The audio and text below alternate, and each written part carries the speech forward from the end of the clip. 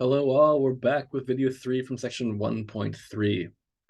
So we're talking about geometric interpretations of linear combinations in span. So if we take v1 to be the vector 2, negative 2, 2, and v2 to be 2, 1, let's draw some of these things in here.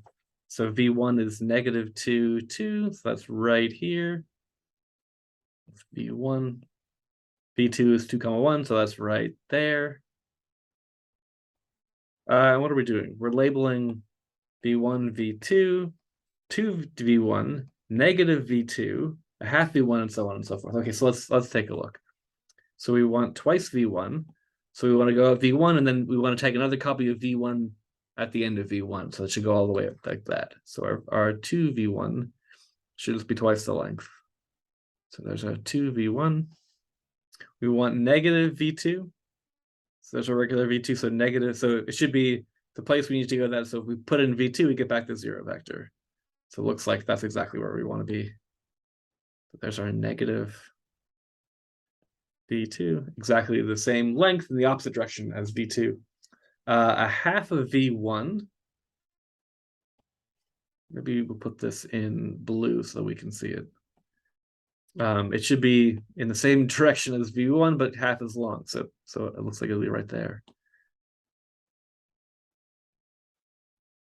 It's 1/2 v1. We want v1 plus v2. So again, we should grab v2 and then put a copy of v1 at the end of it. So maybe right like that. So it looks like that's our copy of v1 plus v2. And sure enough, we get that parallelogram that I promised. We could equivalently start at the tip of v1 and put in a copy of v2. And we get the same vector, same resulting vector. v1 plus 2v2. Okay, well, so let's start with v1 and then go over by, there's v1 plus 1 v2. If we go over by another copy of v2, then that puts us right here. So maybe I'll just move this to the other side. Oh, there we go. And so now what did I just say? v1 plus v2 is there, plus another v2 is right there. So this is v1 plus 2 v2. v1 plus 3 v2 would be plus yet another copy of v2, which would put us right here. Okay, so I've done the silly thing and should have put this over there. Oh. So a good place for this is there. Okay, life. What did I just say? Like that, right? Okay, v1 plus 3 v2. And sure enough, v1 over plus 3 v2. Or you could have gone v2, v2, v2, and then over by one copy of v1. Same thing. Okay, and I've grabbed, oh yeah, okay, so I've grabbed some random point w. We want to express w. I guess really w should be a vector. We want to express w as a linear combination of v1 and v2. So we've got to sort of move in steps in these directions. So if we go over by a v2, if we go over by negative v1, that will put us here, which would be a little bit off, right? So if we don't want to go over down by we don't want to take a whole copy of negative v1, but it looks like if we took a half copy of negative v1 would be okay. So it looks like w is actually negative 1/2 v1 plus v2. So let's make sure this makes sense. That would be like, there's our negative 1/2 v1, and sure enough, there's v2 for the sum. Okay, again, tempted to ask if there are any questions, but of course I'm recording these videos well in advance, so that's not an option. Where did my notes go then? I am gonna need my notes. Video 3. Okay, good. Yeah, so if it seems like everything in R2 looked like it was in the span of these two vectors, that's good instincts, and we can check this. So let's grab an arbitrary vector, PQ in R2. And we want to see that, if really the vectors negative 2, 2, and 2, 1 span everything, then we should be able to find real numbers, x1 and x2, so that x1 times negative 2, 2 plus x should be x2, x2 times 2, 1 is equal to PQ. And sure enough, x1 and x2 will depend on what P and Q are, but it should still be possible. So let's see if we can do this. Yeah, and we know exactly what needs to be done. The summary from last time says we should just grab the matrix that has these columns and try to see if the corresponding linear system has a solution or not. So we know that, yeah. Look at the augmented matrix.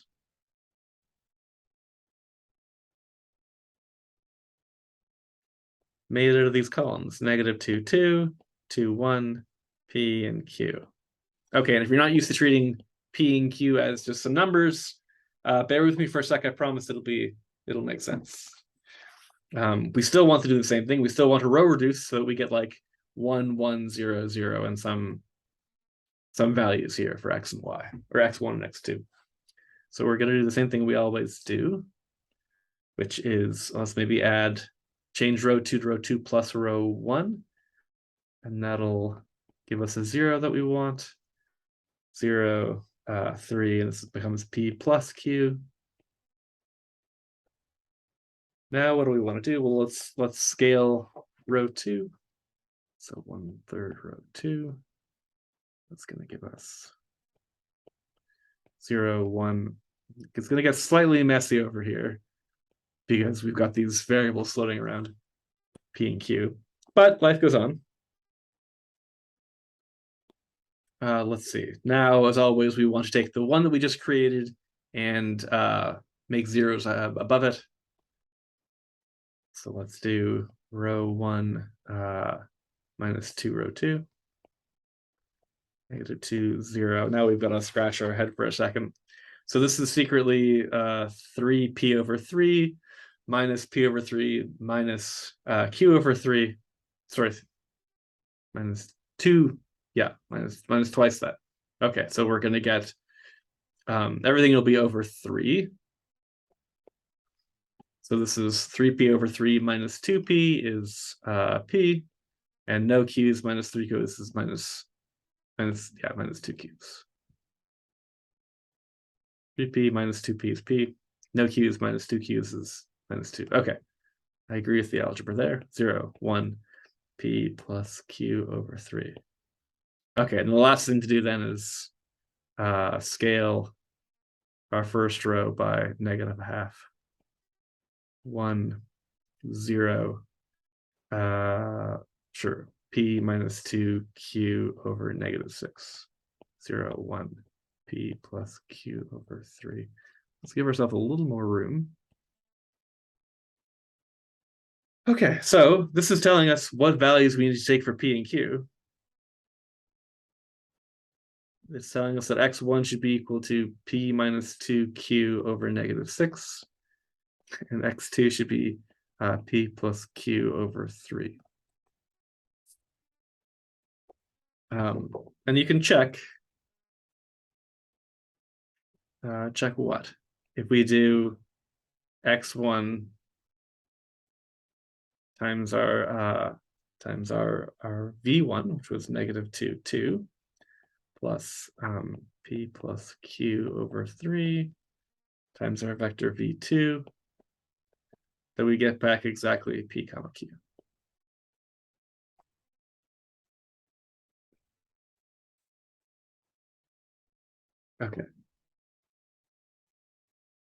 Okay, so then let's, still more geometry that we're interested in. What does the span of a vector in R3 look like? Again, we're slightly dimensionally challenged because it's hard to draw in R3, but I'll do the best we can. We know that if we grab some vector u in R3, the span of u It's just everything that's a linear combination of this one vector. So it's just multiples of the vector, c times u, where c is some real number. So if these are our axes in R3, let's see. Then we can talk about u. We can talk about twice u, and we can keep on going, or we can talk about negative u and sort of make it look smaller in the background and so forth. So really, what we're getting at is that span of just that single vector u is just some line through the origin. Or in other words, a line through the zero vector. It's supposed to be 2u. It's a little illegible.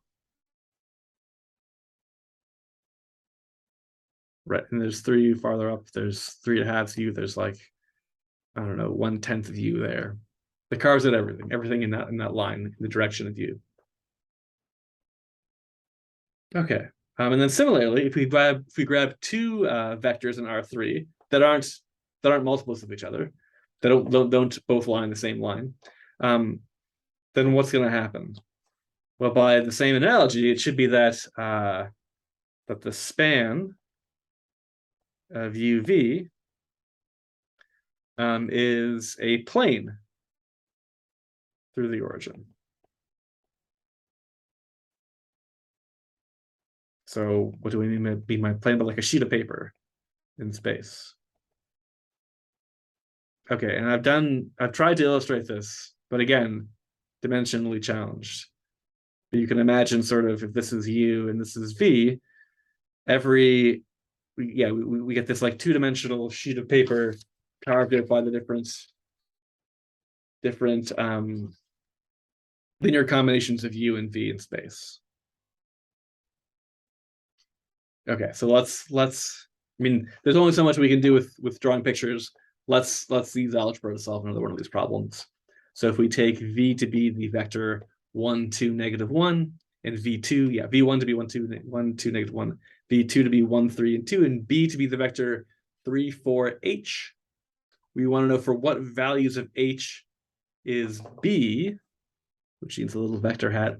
For what values of h is b in the plane containing v1 and v2? And so this is what math teachers always do. I've buried the question in yet another piece of verbiage. So we need to think, okay, well, it's in the plane. If it's in the span, it's in the spans of a linear combination. It's a linear combination if, and then it's got x1 v1 plus x2 v2 plus is equal to b. So those are all the different levels that I've buried what I'm looking for.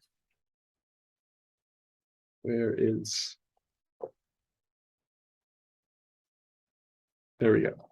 Okay. Yeah. So how are we interpreting this question? So we're asking, is b in the span of v1 and v2, i.e., is b a linear combination of v1 and v2? Okay, so then, still yet another i.e. Are there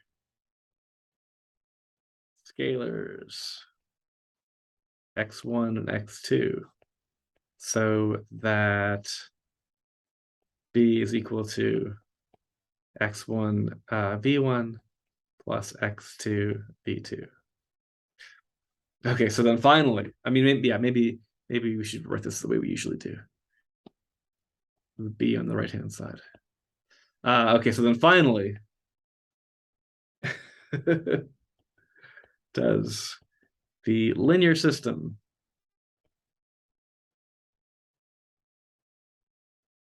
with corresponding matrix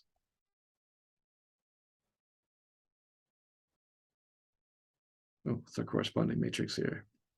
It should be, just v1, what was v2? 1, 3, 2. 3, 4, h. Does the linear system corresponding to this augmented matrix have a solution?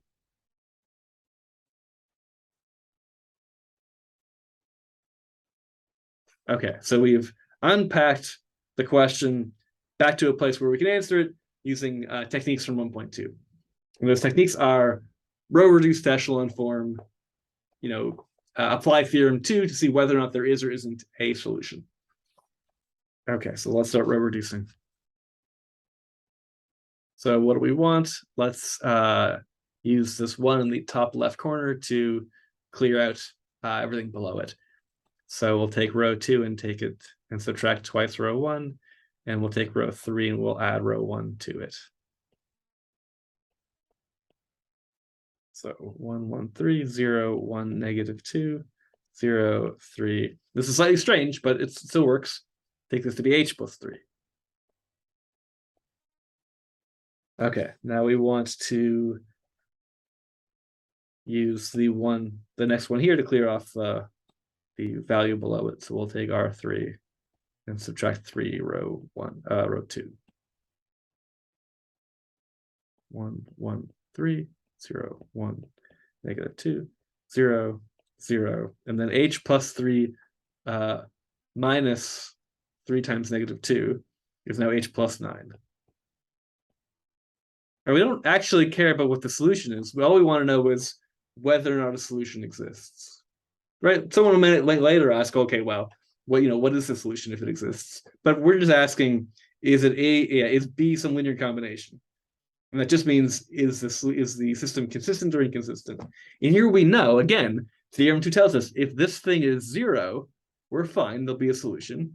And if it's non-zero, then we're hooped, because it'll correspond to this equation, 0 is equal to something non-zero, which is obviously garbage, nonsense, can't possibly be true.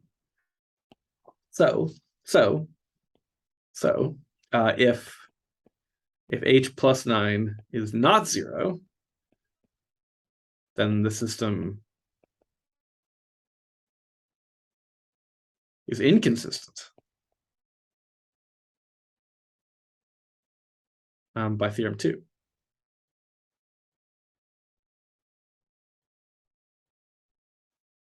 So no solution. Oops. And then B is not a linear combination of V1 and V2. So not in the plane containing V1 and V2. Okay, so then, yeah, we need h plus 9 to be equal to 0 for the system to be consistent.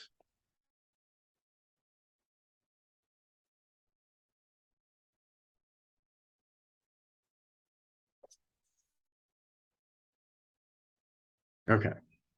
Yeah, in that case, in the case h is equal to negative 9, what happens? Then the matrix we get is 1, 0, 0, 1, 1, 0, 3, negative 2, 0. And we can completely solve this. This is just row equivalent to 1, 0, 5, 0, 1, negative 2, 0, 0, 0. So our claim, yeah, if x1 is equal to 5 and x2 is equal to negative 2, then what? Then yeah, our 5v1 minus 2v2, 2v2 is equal to 3, 4, and h here had to be negative 9. Okay, we can check that out yourself as well. All right, I'll see you all next time with section 1.4. Take care, everybody.